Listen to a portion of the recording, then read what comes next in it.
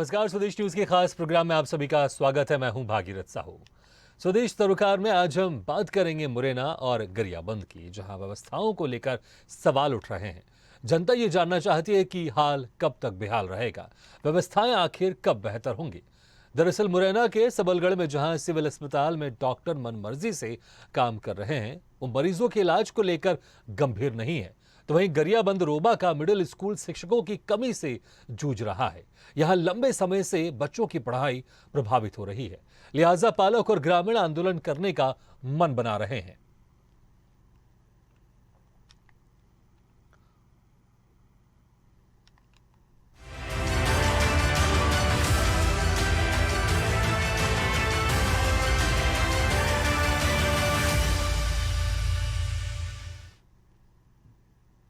तो स्वदेश सरोकार में आपको सबसे पहले मध्य प्रदेश के मुरैना लेकर चलते हैं। यहाँ सबलगढ़ के सिविल अस्पताल में स्वास्थ्य सेवाओं का बुरा हाल है।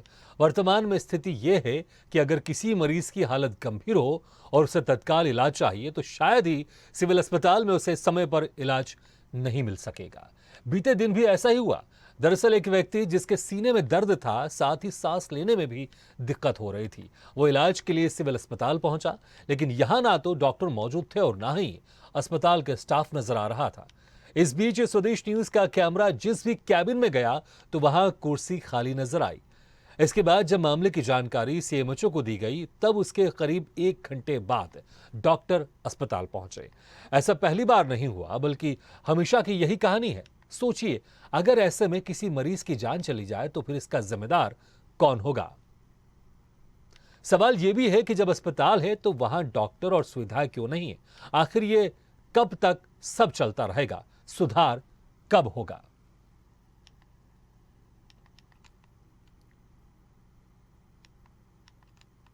एक बजे के बैठे यहाँ पे। हाँ। 1 बजे से कोई डॉक्टर नहीं है यहाँ पे। नहीं है? नहीं आया। कौन बीमार है? बच्चा बीमार है। बच्चा बीमार है। हाँ। अभी 2 महीने का ही है। अभी कितने बज रहे हैं?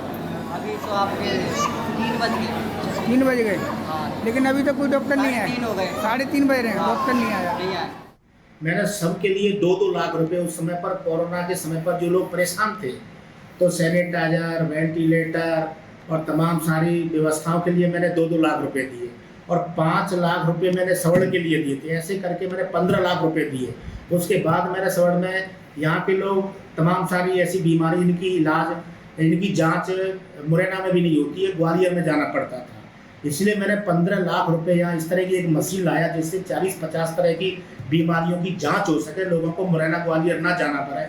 मेरी विधानसभा के लोगों को मैंने वो मशीन ला करके दी है, लेकिन टेक्निकल नहीं होने के कारण उनका भी सही उपयोग नहीं हो पा रहा है और ऐसे ही करके सब गोलमाल किया जा रहा है। इस संबंध में हमने कई दफे पीएमओ से भी कहा है, माननीय विधायक जी ने भी इसकी विधानसभा लगाई है, कलेक्टर साहब से भी संपर्क किया है, डीएचओ से भी संपर्क किया है, किंतु बीजेपी के राज में इतनी अंधी हो रही है कि कोई अधिकारी इतना स्वतंत्र हो गया है कि कोई किसी की मानने वाला नहीं है, निरंकुश अधिकारी है यहाँ। और बीजेपी की जमाना भ्रष्टाचार का इतना बोलबाला हो गया है कि जो निजी क्लिनिकों पर बैठते हैं और हॉस्पिटल बिल्कुल नहीं बैठते। हम काफी प्रयास कर रहे हैं कि तो हमारी सत्ता नहीं है, फिर भी हम पूरा प्रयास कर रहे हैं, प्रयास करेंगे कि नियमित रूप से बैठे। 1 बजे। तो देखा आपने किस तरह की वहां पर व्यवस्थाएं हैं। मरीज वहां पर पहुंच जाते हैं, लेकिन डॉक्टर वहां पर मौजूद नहीं रहते हैं। डॉक्टर आराम से आते हैं वहां पर, सीधे रुख करते हैं अस्पताल का, जहां पर हमारे संवाददाता अमन परमार मौजूद है मुरैना से। अमन, जिस तरह से हम देख रहे हैं आपके पीछे ये वही अस्पताल है जिसकी हम चर्चा कर रहे हैं, जहां पर व्यवस्थाएं बड़ी खराब है कि मरीज तो पहुंच जाते हैं लेकिन डॉक्टर नदारद रहते हैं। स्वदेश न्यूज की टीम भी गई, जिस कैबिन में गई वहां पर कुर्सियां खाली मिली। कब से ये सिलसिला चल रहा है कि जो डॉक्टर हैं, स्टाफ हैं, वो अपनी मनमर्जी से आते हैं, कभी नहीं आते हैं और आते हैं चले जाते हैं, वहां पर मरीज परेशान होते रहते हैं। बिल्कुल, लगातार मैं भागीरथ मैं बिल्कुल आपको बता दूं कि लगातार ही जो सिविल हॉस्पिटल सबलगढ़ है, जिसकी हम लगातार ही खबरें दिखाते रहे, क्योंकि कहीं ना कहीं डॉक्टर इसमें लापता रहते हैं, क्योंकि सीएमएचओ का लगातार कहना है कि हमने कई बार इनको कारण बताओ नोटिस दिए हैं, लेकिन जो नोटिस का भी इन पर कोई फर्क नहीं पड़ता, क्योंकि कहीं ना कहीं अगर देखा जाए तो इनके जो प्राइवेट क्लिनिक हैं आसपास ही, तो वो उन पर बिजी रहते हैं और इसके चलते सिविल हॉस्पिटल सबलगढ़ में वो लोगों को पूरी सुविधाएं नहीं दे पाते हैं। साफ तौर पर सीएमएचओ का भी साफ तौर पर कहना है कि लगातार हम इस ओर ध्यान दे रहे हैं। कहीं ना कहीं 70 से 80 किलोमीटर मुरैना से सबलगढ़ पड़ता है, क्योंकि सीएमएचओ लगातार कह रहे हैं कि बार बार हमारा जाना ठीक नहीं हो पाता है और हम लगातार मॉनिटरिंग कर रहे हैं, सीसीटीवी कैमरा हम खगोल रहे हैं, लेकिन कहीं ना कहीं लापरवाही है। सीएमएचओ भी इस चीज को मान रहे हैं कि कहीं ना कहीं लापरवाही है। भागीरथ जी, अमन, सीएमएचओ भी इस बात को मान रहे हैं और जब स्वदेश न्यूज की टीम वहां पहुंची थी और स्वदेश न्यूज टीम ने जब सीएमएचओ संपर्क किया तो उसके 1 घंटे बाद वहां पर अस्पताल में डॉक्टर पहुंचे और स्टाफ पहुंचे। लेकिन आखिर कहां समस्या आ रही है? सीएमएचओ के पास अधिकार भी है, वो चाहे तो उनके ऊपर सख्त कार्रवाई कर सकते हैं, जानते हुए भी कार्रवाई क्यों नहीं हो रही है? बिल्कुल भागीरथ साहब, बिल्कुल साफ तौर पर सीएमएचओ का बिल्कुल साफ तौर पर कहना है कि लगातार वो कार्रवाई कर रहे हैं, लेकिन साफ तौर पर ये देखा जाए कि कार्रवाई वो क्यों नहीं कर पा रहे हैं, क्योंकि लगातार यही हमारा सवाल है और आखिर तक हमारा यही अभी तक सवाल है कि सीएमएचओ कहते हैं कि हम कार्रवाई कर रहे हैं, बीएमओ चेंज कर रहे हैं, लेकिन हालांकि बीएमओ अभी तक उन्होंने चेंज नहीं कर पाए हैं और लगातार लोग परेशान हैं। और लोग, आपने तस्वीरों में भी देखा होगा भागीरथ कि लगातार लोग कह रहे हैं कि सुबह 10 बजे से हम सिविल हॉस्पिटल में बैठे हैं, डॉक्टर नहीं आए हैं, क्योंकि डॉक्टरों का जो सिस्टम है वो पता नहीं कैसे कि भगवान भरोसे चल रहा है भागीरथ सबलगढ़ का। जी अमन, हमारी टीम ने जब सीएमएचओ से बात की, क्योंकि सीएमएचओ जैसे आपने कहा कि वो कह रहे हैं कार्रवाई कर रहे हैं, लेकिन हम स्पष्ट जानना चाहते थे कि आखिर किस तरह की कार्रवाई आपने की है और कब तक इन जो वहां पर डॉक्टर है, स्टाफ है, जो गैर जिम्मेदार है, उनके ऊपर कब तक कड़ी कार्रवाई होगी।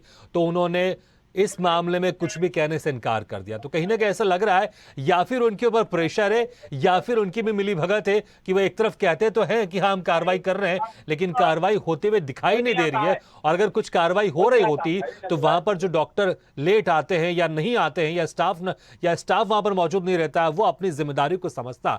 क्योंकि अभी अगर इस तरह के हालात रहेंगे तो किसी भी व्यक्ति की, किसी भी मरीज की जान भी जा सकती है। अमन, शायद आपके साथ कोई है, आप उनसे बात करना चाहते हैं, बताइए कौन है वो और बात कीजिए। जी बाबा, डॉक्टर आते हैं? अजय शर्मा, आप आज लेट आए ग्वालियर से बोले। एल्डर साइंड वाली जो बैठी हुई है सवेरे से ही। क्या आपको समय का इलाज मिल पा रहा है? क्योंकि लगातार सुबह से 10 बजे से मरीज बैठे हैं और आप भी सुबह से यहाँ बैठे हैं। आपको मरीज डॉक्टर कितने बजे आते हैं यहाँ पे? अब 1:30 पे लेके गए ये लोग, अब 1-3 पर बताते हैं आते हैं। सिस्टम कैसा है यहाँ का? आपको इलाज मिल पाता है? जी अमन, हम आपके पास आते हैं और दोबारा हम बातचीत का सिलसिला कंटिन्यू करेंगे। इस वक्त हमारे साथ कांग्रेस विधायक जुड़ गए हैं, बैजनाथ कुशवाहा जी। बैजनाथ जी, आपका बहुत बहुत स्वागत है स्वदेश न्यूज के इस खास कार्यक्रम में। बैजनाथ जी, हम आपकी बात सुन रहे थे कि आपने इस अस्पताल में कुछ ऐसी व्यवस्थाएं की हैं ताकि जो यहाँ के जो मरीज है वो बाहर जाकर जो चेकअप कराना होता है वो उनको नहीं कराना पड़े, इसी अस्पताल में कर सकें वो। लेकिन आपने कहा था कि कुछ टेक्निकल लोग नहीं है जिसकी वजह से उन इक्विपमेंट का इस्तेमाल नहीं हो रहा है। लेकिन व्यवस्था यहाँ पर और खराब है, सिर्फ टेक्निकल लोग नहीं है बल्कि जो डॉक्टर मरीजों को देखते हैं वो भी समय से नहीं आ रहे और स्टाफ भी वहां पर मौजूद नहीं रहता है। हाँ, ये बिल्कुल सही बात है। और जिस तरह से हॉस्पिटल बनाया गया है, इतना पैसा उसमें लगाया गया है, तो उस ध्यान को रखते हुए कि ये इसमें आधे से ज्यादा विजयपुर, जो श्योपुर जिले का जो विजयपुर का एरिया है वो लगभग इसमें आता है, और श्योपुर का भी, उधर से बीरपुर से भी, इधर राजस्थान का मडराल से भी और आगे तक के लोग यहाँ आते हैं। पूरा सबलगढ़ और कैलारस तक लोग वहाँ जाते हैं। इतनी ओपीडी है वहाँ की, शायद मुरैना जिले के बाद में पूरे जिले का वो पहले, श्योपुर तक का ये पहले नंबर का हॉस्पिटल है। लेकिन सुविधाओं के अभाव में मरीजों की बड़ी दिक्कत आती है, और उसी बात को दृष्टिगत रखते हुए मैंने 15 लाख रुपए हॉस्पिटल के लिए दिए थे कि लोगों को सुविधाएं मिले। डिजिटल एक्सरे मशीन के लिए मैंने 15 लाख रुपए की चिट्ठी लिखी, लेकिन वो 4 महीने ऐसी पड़ी रही, डिजिटल एक्सरे मशीन नहीं आ पाई। फिर 4 महीने बाद उन्होंने कहा कि ये तो सरकार से हमें मिलने वाली है, अगर आप परमिशन दे दें तो इस पैसे से हम वो मशीन ले आए जो तमाम सारी बीमारियां जिनकी जांच मुरैना में और ग्वालियर में होती है, ग्वालियर तक होती है। मैंने कहा ये अच्छी बात है, यहाँ से ग्वालियर हमारे लिए 125-150 किलोमीटर पड़ता है। तो मैंने उनको परमिशन दे दी, लेकिन वो 15 लाख रुपए की जगह पर मात्र 3.5-4 लाख की वो मशीन आई। बाकी जो पैसा बचा था तो उन्होंने ऐसे ही खुर्द-बुर्द कर दिया। तो इससे मुझे लगता है कि डॉक्टरों की खुद लापरवाही है और वो इसे लूट का अड्डा बना रखा है, और ज्यादातर सब लोग अपने प्राइवेट क्लिनिक चलाते हैं, वहाँ मरीजों को देखते जी हैं। बैजनाथ जी, ये जो अभी ये जो स्थिति है इस अस्पताल की, जब आप लोग की सरकार थी तकरीबन 1.5-2 साल के लिए मध्य प्रदेश में, उस वक्त भी ये स्थिति यहाँ पर कुछ खास बदली नहीं थी उस वक्त? जी नहीं, उस जी। समय डॉक्टर बिल्कुल टाइम से बैठते थे। हाँ, बिल्कुल चलिए। टाइम से बैठते थे। और जी लेकिन बिल्कुल। उनके अभाव में, दवाओं के अभाव बैजनाथ में जी, थोड़ा सा मैं आपको रोकना चाहूंगा। इस वक्त हमारे साथ राजेश शर्मा जी भी जुड़ गए हैं, जो कि बीएमओ सबलगढ़ से। राजेश शर्मा जी, बड़ी स्थिति यहाँ पर खराब है सबलगढ़ के सिविल अस्पताल में। डॉक्टर समय से नहीं पहुंच रहे हैं वहां पर, जिनको इलाज करना चाहिए वो अगर डॉक्टर नहीं पहुंचेंगे तो मरीजों का इलाज कैसे होगा? और स्टाफ भी वहां पर मौजूद नहीं रहता है और कोई कार्रवाई नहीं हो रही है आप लोग की तरफ से। आप मुझे देख पा रहे हैं सर? नहीं, हम आपको सुन पा रहे हैं, कहिए आप। मैं बिल्कुल आपके कैमरे के सामने ही खड़ा हूँ। जी, मेरी तरफ कैमरा करना सर। नहीं ठीक है, ठीक है। हाँ सर, आप पूछें जब आप। नहीं, मैं ये कह रहा हूं कि जिस तरह से आपने कहा कि ठीक है अभी कुछ देर में हम आपको देख भी पाएंगे, लेकिन आपके बात साफ आ रही है। लेकिन मैं आपसे ये कह रहा हूं कि जो अस्पताल में जिन डॉक्टरों को समय पर आना चाहिए वो समय पर नहीं आ रहे हैं। अगर समय पर डॉक्टर नहीं आएंगे, इलाज कैसा होगा? कभी कभी डॉक्टर भी नहीं आते हैं और स्टाफ जो मेंबर है वहां पर मौजूद नहीं रहते हैं, लेकिन आप लोगों की तरफ से कोई कार्रवाई नहीं होते हुए दिखाई दे रही है। जी मैं थोड़ा आपकी नॉलेज से और आपके माध्यम से बताना चाहूंगा कि यहाँ पर अभी 2 दिन पहले ही सोमवार से जो समय है थोड़ा परिवर्तन हुआ है। मध्य प्रदेश शासन के हिसाब से अब समय सुबह 9 बजे से 2 बजे तक और शाम के 5 से 6 कर दिया गया है। इस समय मैं स्वयं अस्पताल में उपस्थित हूँ, डॉक्टर गजेंद्र शाह के समय उपस्थित हैं और डॉक्टर इमरजेंसी में अभी इमरजेंसी डॉक्टर बैठे हुए हैं। आप अभी चाहें तो देख सकते हैं, सारे डॉक्टर्स उपस्थित हैं। अगर कोई डॉक्टर अनुपस्थित है तो मैं उसकी जांच करवाऊंगा और जांच करवाने के बाद फिर उसके खिलाफ कार्रवाई भी करूंगा। चलिए, जो हमारे संवाददाता अमन, उन्होंने अस्पताल का निरीक्षण भी किया, तो पहुंचे भी थे। मुझे लगता है कि वो बेहतर इस बात को बता पाएंगे। अमन, बताएं वहां पर स्थिति किस तरह की? जो ये बात कर रहे हैं राजेश शर्मा जी बीएमओ कि सब डॉक्टर समय पर आ रहे हैं, तो मुझे लगता है स्थिति से अवगत कराया आप उनको? आप बिल्कुल सर, लगातार मैंने उनसे बोला है और मैंने सीएमओ साहब से भी बात की थी।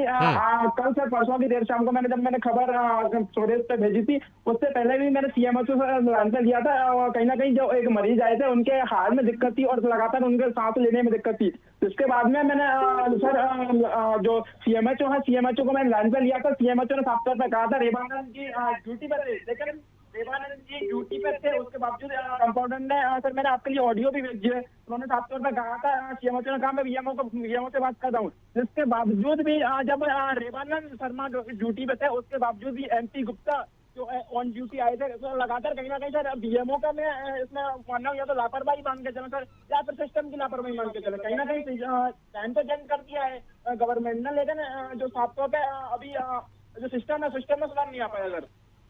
जी ठीक अमन, जिस तरह से अभी बीएमओ ने कहा कि समय थोड़ा परिवर्तित हो गया, उम्मीद करते हैं ये जो समय परिवर्तन की जानकारी है वो वहां के मरीजों को भी दी जाए और जो समय है उस समय में डॉक्टर वहां पर समय उपस्थित रहे और जो उनका पूरा समय वहां पर अपनी सेवाएं दें। इस बात को बीएमओ राजेश शर्मा को आश्वस्त करना चाहिए और ये निश्चित करना चाहिए कि वहां पर सभी डॉक्टर समय पर और स्टाफ वाले मौजूद रहे।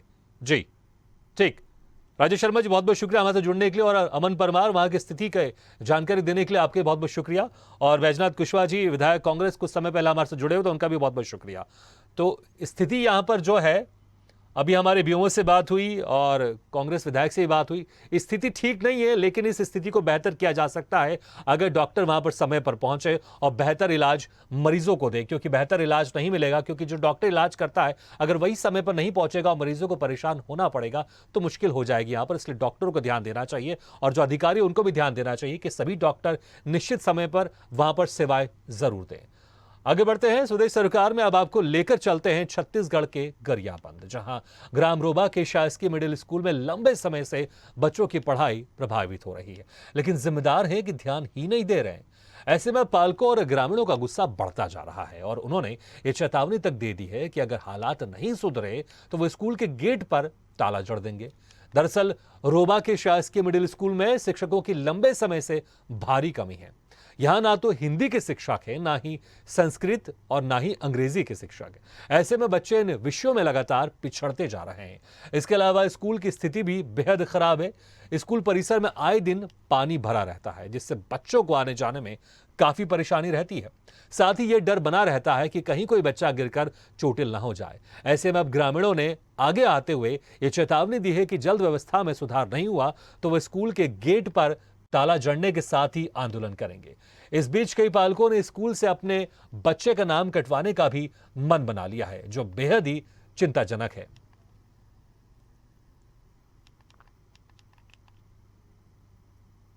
तो रोज ये भरा रहता है और हम लोग आते हैं तो ये सूखा नहीं रहता है और हमको आने जाने से कीचड़ होता है। शिक्षक की कमी, एक इंग्लिश मास्टर के तो शुरू से कमी है, 6-7 साल हो, और एक जन शिक्षक अभी तो ट्रांसफर करके भेजिन है 8-10 आदमी मिल के, ये कमी हुई। शिक्षक के कमी यहाँ कमी वही है, यहाँ कमी हुई कारण अब पूर्ति हो जाए तो शिक्षक आगे पढ़ाई, पूर्ति अगर शिक्षक के नहीं हुई तो फिर तालाबंदी हुई स्कूल में। विगत 1-1.5 महीने से कोई शिक्षक नहीं था स्कूल में, नहीं है अभी भी, और इसी के चलते हमारे बच्चे लोग को शिक्षक से वंचित हो रहा है। इसी कारण हम अपने बच्चे को कहीं से शिक्षक ग्रहण कराएंगे करके टीसी की मांग कर रहे हैं। तो बच्चों को भी हमने सुना, वहाँ पर जो विद्यार्थी थे जो पढ़ते थे, और उनके पालक को भी सुना कि किस तरह से वो बता रहे हैं कि शिक्षकों की वहाँ पर कमी है और अगर शिक्षकों की भर्ती जल्द नहीं होती है तो वो स्कूल में तालाबंदी भी कर देंगे। तो इस खबर पर ज्यादा जानकारी के लिए बात करते हैं राजिम से संवाददाता नेमिचंद बंजारे से। नेमिचंद, जो शिक्षा का आदान प्रदान वो दो लोगों के बीच में होता है, एक होता है शिक्षक, एक होता है विद्यार्थी। अगर एक भी गायब रहेगा तो शिक्षा का आदान प्रदान कैसे होगा? और शिक्षा की है जो शिक्षा बच्चों में बांटता है, जो विद्यार्थियों को पढ़ाता है, लेकिन अगर शिक्षा की वहां पर मौजूद नहीं है तो विद्यार्थी आकर क्या करेंगे, कैसे पढ़ेंगे, कैसे उनको शिक्षा मिलेगी? कब से स्थिति चल रही है वहां पर? ये जी बताना चाहूंगा, ये विगत शिक्षक की समस्या लगातार स्कूल में बनी हुई है। इसको लेकर ग्रामीण ने कई बार आवेदन किए हैं, कई बार विभागों में इसका आवेदन दे के कि इसका जल्दी से जल्दी निराकरण करे, स्कूल में टीचर की व्यवस्था हो, लेकिन गांव वाले सिर्फ आवेदन दे के ही रह गए, लेकिन अभी तक इसका व्यवस्था नहीं हो पाया है। नेमिचंद, वहाँ जो पालक है, अब पालक वहाँ पर आक्रोशित हो गए। उन्होंने कहा है कि अगर शिक्षकों की भर्ती जल्द नहीं होती है तो स्कूल में तालाबंदी करेंगे। अब जब वहाँ पर जो ग्रामीण हैं, जो पालक है, वो आक्रोशित हो रहे हैं तो इसकी जानकारी वहाँ पर उच्च अधिकारियों को तो होगी कि यहाँ पर किस तरह से शिक्षकों की कमी है, तो इसको अभी तक वहाँ पर भर्ती प्रक्रिया क्यों नहीं शुरू की गई है? जो शिक्षकों की कमी है उसको दूर क्यों नहीं किया जा रहा है? उच्च अधिकारी क्या कुछ कह रहे हैं इस पूरे मामले में? जी बताना चाहूंगा, ग्रामीणों ने इसका सीधा शिकायत किए हैं, कई बार इसका आवेदन दिए गए हैं। पालक को ये सीधा कहना है कि अगर यहाँ टीचर की व्यवस्था नहीं होती है, पढ़ाई नहीं होती है, तो हमारा बच्चा यहाँ किस लिए पढ़ेगा, कैसे शिक्षा ग्रहण करेगा? यहाँ पर मुख्य विषय की बात है अंग्रेजी के टीचर वहाँ विगत कई सालों से नहीं है। ग्रामीणों का, हम पालकों का हमेशा ये विभाग, शिक्षा विभाग में कई बार आवेदन किया गया है, कई बार अवगत कराया गया है, लेकिन इसके बावजूद भी शिक्षा व्यवस्था जो है अभी तक सुधर नहीं पाया है। इसलिए ग्रामीण काफी नाराज है और उन्होंने सीधे तौर पर चेतावनी दी है कि अगर स्कूल में अगर अच्छे से टीचर की व्यवस्था नहीं होती है तो आगे हम लोग स्कूल ताला बंद करेंगे और प्रदर्शन करेंगे, ये ग्रामीणों का कहना है। नेमिचंद, कितने विद्यार्थी यहाँ पर पढ़ते हैं इस स्कूल में, ये भी जानना चाहेंगे आपसे। जी, स्कूल में टोटल 122 बच्चे पढ़ते हैं, जिसमें विगत 3 ही टीचर हैं और वहाँ टीचर की व्यवस्था कम से कम 5 होनी चाहिए ताकि अच्छे से पढ़ सके बच्चे, लेकिन वहाँ टीचर सिर्फ तीन ही टीचर है, 2 टीचर की अभी तक वहाँ पे व्यवस्था नहीं हो पाई है। जिसमें महत्वपूर्ण विषय अंग्रेजी है, अंग्रेजी का भी टीचर जो है अभी तक वहाँ से व्यवस्था नहीं हो पाया है विभाग के द्वारा, शिक्षा विभाग के द्वारा। नेमिचंद, हम तस्वीरों में देख रहे हैं कि वहां पर किस तरह से पानी भी भरा हुआ है। ये जो पानी भरा हुआ है, ये तो जो वहां पर स्कूल प्रबंधन है वो इसको दुरुस्त करवा सकता है। ठीक है, शिक्षकों की भर्ती उच्च अधिकारियों के हाथ में है, लेकिन जिस तरह से वहां पर पानी भरा हुआ है ये तो स्कूल प्रबंधन के हाथ में है। वो इस पानी की निकासी को यहाँ पर करवा सकता है, इसका इंतजाम कर सकता है। जी, इस विषय में ग्रामीणों ने और ताला विकास समिति ने इसका भी अवगत कराया गया, लेकिन आज भी वो स्कूल ऐसा है कि निचला स्तर में है, थोड़ी सी बारिश होता है तो उसमें घुटने से भी ऊपर पानी भर जाते हैं। नेमिचंद, हमारे साथ मनोज साहू जुड़ गए हैं, जो कि एक विद्यार्थी के पिता हैं, पालक है। इनसे बात करते हैं और बेहतर जानने की कोशिश करते हैं। मनोज जी, आपका बहुत बहुत स्वागत है हमारे इस खास कार्यक्रम में। हम समझ सकते हैं कि जिस तरह से जो परेशानी है आप लोगों की, जो आपके बच्चे स्कूल तो जा रहे हैं पढ़ने, लेकिन कैसे पढ़ेंगे अगर शिक्षक नहीं होंगे, तो ये स्थिति आप कब से देख रहे हो, कहाँ आप लोग इसकी शिकायत कर चुके हैं? इसमें ऐसा है सर, यहाँ शिक्षा पूरा था, लेकिन क्या करे, कुछ राजनीति के अपने पदाधिकारियों द्वारा, ग्रामीण के मुखियाओं द्वारा ये उसको ट्रांसफर करा दिया गया। उसी समय से पूरा शिक्षक एक एक करके सब बिखर गए। स्कूल में कोई शिक्षक नहीं था, एक बच्चा था, संकुल समन्वयक था, वो भी 3 पीरियड पढ़ाने का अधिकार है करके चला जाता था। तो यहाँ कोई शिक्षक नहीं था, तो हम लोग यहाँ ग्रामीण में बहुत बार विचार किए, मुखिया लोगों को, सर्वे जो नागरिक होता है उन सबसे बातचीत किए, लेकिन वो लोग यही बोलता है कि मांग करेंगे। तो मांग करोगे तो हमको बच्चों का शिक्षा नहीं मिलेगा, तो इससे अच्छा भैया हमारा टीसी दे दोगे तो बच्चे को कहीं बाहर से शिक्षा ग्रहण करवाएंगे। ऐसा हमारा विचार था। आप लोग के एरिया में जो शासकीय स्कूल है, आसपास और कितने स्कूल है, वहाँ की स्थिति क्या, वहाँ की स्थिति भी ऐसी है इसी तरह की जिस स्थिति इस स्कूल में है? हाँ, ये शिक्षा और ग्रामीणों के जो बीच में है सर, ये 2-4 व्यक्ति वहाँ जाके ये सब जो कुछ होता है ये सब उन्हीं लोगों के कारण होता है। और स्कूल में बहुत से प्रक्रिया है सर, बहुत लंबा कहानी है इसका सर। जी, और अभी कहाँ आप लोग ने इसकी शिकायत की है और उनकी तरफ से जो उच्च अधिकारी, उनकी तरफ से कुछ आश्वासन दिया गया आप लोगों को? कलेक्टर के पास दिए थे सर, और उसमें बोला गया था संकुल समन्वयक को हटा दिया है करके, लेकिन ये अपना वो जो वहाँ से आदेश कॉपी आया था वो दबा के बैठा था। अभी 10 तारीख को बताया है सर, जबकि पिछले महीने 10 तारीख को पारित हो गया था। ये सब जानकारी मिला और उसके बाद शिक्षक भरपाई के लिए कोई ध्यान नहीं दिया सर। जी मनोज जी, मैं आपको इस वक्त रोकना चाहूंगा। हमारे साथ चंद्रशेखर मिश्रा जी जुड़ रहे हैं, जो कि शिक्षा अधिकारी है फिंगेश्वर से। चंद्रशेखर जी, जिस तरह से वहां के पालक है वो बड़े चिंतित है अपने बच्चों के भविष्य को लेकर, क्योंकि बच्चों को वो पढ़ाना चाहते हैं लेकिन शिक्षा की उपलब्ध नहीं है, तो उनकी पढ़ाई कैसे होगी, कैसे उनको ज्ञान मिलेगा? अभी तक शिक्षा विभाग की तरफ से क्या कोई व्यवस्था नहीं की गई है, या फिर आपसे जानना चाहेंगे ये स्थिति क्यों बन रही है कि वहां पर शिक्षा की उपलब्ध नहीं है? शिक्षक वहाँ 3 शिक्षक हैं सर, वहाँ ऑलरेडी पदस्थ हैं 3 शिक्षक। नहीं, लेकिन आपने कहा 3 शिक्षक है। अभी हमारे वहां पर संवाददाता से भी बात हुई और पालकों से भी बात हुई, वहां पर अंग्रेजी पढ़ाने वाला कोई शिक्षक नहीं है, हिंदी शिक्षक की भी कमी है, संस्कृत शिक्षक की भी कमी है। तो जो शिक्षक की कमी है उसको दूर तो करना चाहिए, क्योंकि जो 3 शिक्षक है वो कम बताए जा रहे हैं और शिक्षकों की वहां पर भर्ती होनी चाहिए। और हमारे जो पालक मनोज साहू से भी बात हो रही थी, उनका कहना है कि पहले शिक्षक थे लेकिन किसी राजनीतिक कारणों से उनको हटा दिया गया था। नहीं, ऐसी बात, गांव वालों की शिकायत से ही हटाए हैं सर उनको, है ना। एक शिक्षक को हटाया गया है, वैसे उनको मतलब यानी 4 शिक्षक थे पहले। तो वहाँ जो एक महोदय है उनको गांव वाले की शिकायत के इससे हटाए हैं अभी। जी, आप लोगों का जो एक प्रोटोकॉल होता है या फिर जो आप लोग की जो भी प्रोसीजर रहता है, उसके हिसाब से यहाँ पर इस स्कूल में कितने शिक्षक होने चाहिए ये भी जानना चाहूंगा, क्योंकि आपने कहा अभी 3 शिक्षक है, लेकिन होने कितने चाहिए यहाँ पर शिक्षक? दर्ज संख्या के मान से रहता है सर। वैसे मिडिल स्कूल जो है, मिडिल स्कूल में 3 शिक्षक अनिवार्य है ना। मिडिल स्कूल में 3 शिक्षक नहीं, लेकिन मुझे बताइए कि जो आप कह रहे हैं कि 3 शिक्षक अनिवार्य हैं और जिन 3 शिक्षकों का आप जिक्र कर रहे हैं कि 3 शिक्षक वहां पर हैं, लेकिन जो विषय है उसको पढ़ाने के लिए तो वहां पर शिक्षक नहीं है ना। क्योंकि सर ये तो शासन स्तर की व्यवस्था है सर, अपॉइंटमेंट वाली बात रहती है ना। चंद्रशेखर मिश्रा जी, आप भी उसी शासन के हिस्सा हैं, आप भी शिक्षा अधिकारी हैं, तो आप भी तो उसी का हिस्सा है, शासन का, आप भी प्रशासन के हिस्सा है। तो ये जो व्यवस्था यहाँ पर नहीं है उसको दुरुस्त करने के लिए उसमें आपको भी भूमिका तो निभानी पड़ेगी ना। अगर यहाँ पर शिक्षकों की कमी है तो अगर आपको लगता है कि ये मेरे हाथ में नहीं है, लेकिन आपके उच्च अधिकारियों को इससे अवगत तो आपको करवाना होगा ना। उच्च अधिकारियों को इस समस्या से अवगत करा चुके हैं सर। कलेक्टर महोदय मतलब हम लोग को चिट्ठी भी मांगे हैं, सब स्कूल का नाम भी दिए हैं। अभी क्योंकि प्राथमिक स्तर के जितने भी स्कूल हैं उनका आदेश निकल रहा है, सेकेंड इसमें मिडिल स्कूल का निकलेगा। ठीक, तो चलिए, आपने कहा कि अपने उच्च अधिकारियों से आपने अवगत कराया है, उनकी तरफ से मैं जानना चाहूंगा, क्योंकि आपके द्वारा जो पालक सुन रहे हैं और जो भी वहां के लोग इस समस्या को सुन रहे हैं और हम इसकी जो खबर पहुंचा रहे हैं, क्या आश्वासन देना चाहेंगे आप, जो वहां पर शिक्षकों की कमी है कब तक इसको दूर कर दिया जाएगा? अब सर ऊपर से जैसा होगा वैसा दूर होगा, वैसे बहुत जल्दी होने का है। अब वही बोला ना, क्योंकि शासन स्तर का है, इसको कब होगा उसको तो मैं बता नहीं। चलिए ठीक है, तो मैं एक और समस्या की तरफ आपका इशारा करता हूं। मैं वहां पर स्कूलों में बरसात के कारण जिस तरह से स्कूल में पानी भर जाता है, मुझे लगता है आप कोई निर्देशित करके कम से कम वहां पर कोई पानी निकासी की व्यवस्था तो आप करवा सकते हैं, ताकि बच्चों को आने जाने के लिए समस्या नहीं हो। ये तो आप करवा ही सकते हैं आप। जी, उसको बिल्कुल करवाएंगे सर। ठीक है, चलिए, तो उम्मीद करते हैं कि जो समस्या है और जो आपके हाथ में, उन समस्याओं का आप तुरंत दुरुस्त कराएंगे।